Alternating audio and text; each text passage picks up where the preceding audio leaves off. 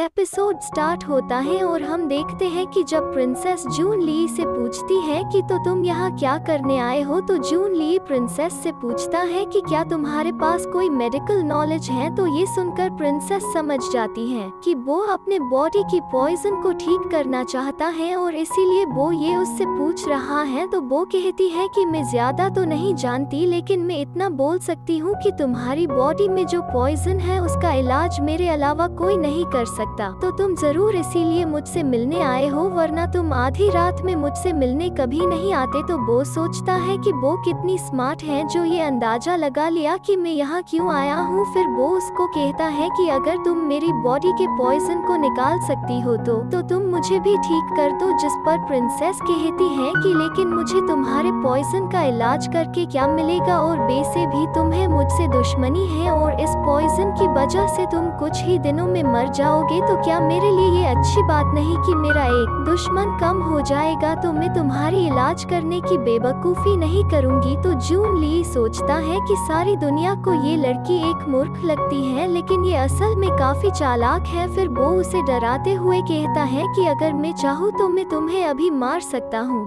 जिस पर प्रिंसेस गुस्सा होती है और कहती है कि मैं भी किसी से कम नहीं हूँ, अगर तुम ये कर सकते हो तो तुम कोशिश कर सकते हो, लेकिन कोई गारंटी नहीं है कि कौन मरेगा। तो वो कहता है कि तुम पहली ऐसी लड़की हो जो मुझे ऐसे धमका रही हो। तो प्रिंसेस कहती है कि तुम सिर्फ खुद को स्ट्रॉन्ग दिखाते हो और क्या तुम्हारे पास इसके अलावा कुछ नहीं है। जिसके बाद वो दोनों एक दूसरे को देखने लगते हैं। फिर जून ली कहता है कि अच्छा ठीक है, अगर तुमने मेरी बॉडी के पॉइजन का इलाज कर दिया तो मैं उन सारी बातों को भूल जाऊंगा जो तुमने मेरे साथ किया था, और साथ ही मैं तुम्हें इसके लिए 10,000 टेल्स गोल्ड भी दूंगा। और पूछता है कि तो क्या ये तुम्हारे लिए काफी होगा। तो वो इतना ज्यादा पैसा सुनकर काफी खुश हो जाती है। फिर वो शांत होकर कहती है कि लेकिन इस एग्रीमेंट का कोई सबूत नहीं है, तो मैं कैसे यकीन करूं कि तुम बाद में मेरे सारे पैसे दे दोगे और अपने वादे से पीछे नहीं हटोगे। जिसे सुनकर वो सोचता है कि क्या ये लड़की इतनी गरीब है।